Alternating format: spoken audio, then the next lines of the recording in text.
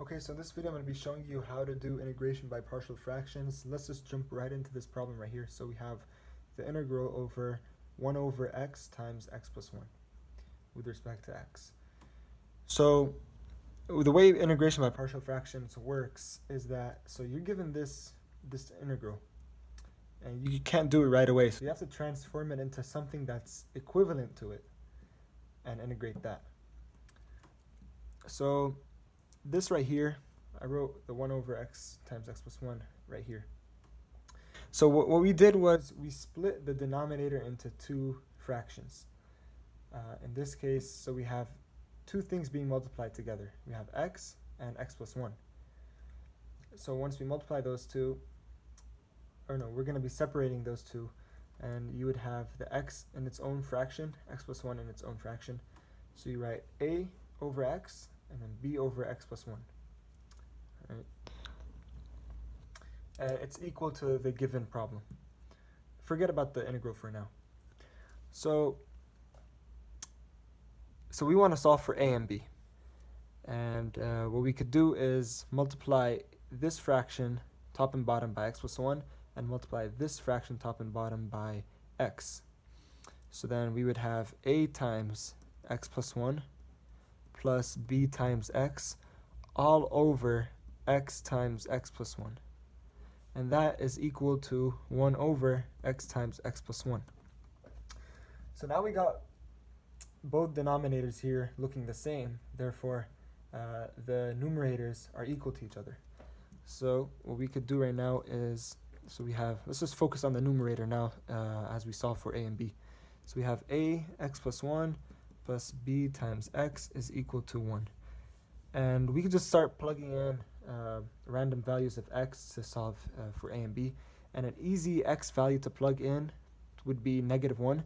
So when x is equal to -1, okay, let me zoom in a little bit. So when x is equal to -1, what would we get? That would be, this would be 0. So we're left with b times -1. So that's negative b is equal to 1. Therefore, b is equal to, so we have b times -1 is equal to 1. Isolate b, you get b equal to -1. Let's plug in one more value of x to find a, and that would be, we could choose another easy value, x equals 0.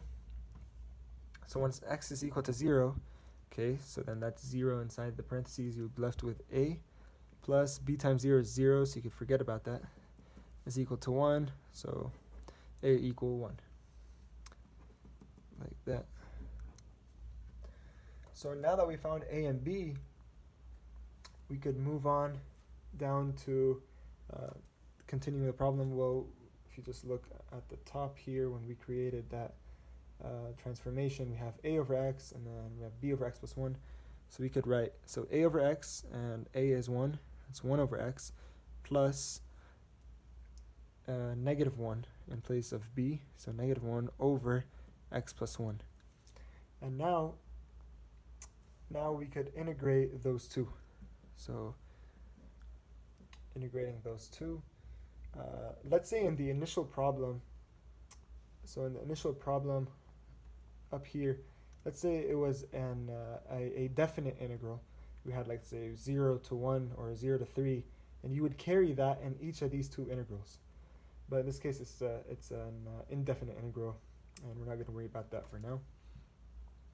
So the integral of 1 over x is ln x. So we get ln absolute value, the ln absolute value of x. And then we could just carry out this negative. So instead, so this would just be a positive, and then that would be a negative right here. And 1 over x plus 1, the integral of 1 over x plus 1 would be ln x plus 1. There's a negative here, so you have ln absolute value of x plus 1. And then you just carry the plus c at the end since it's an indefinite integral. And that should be it.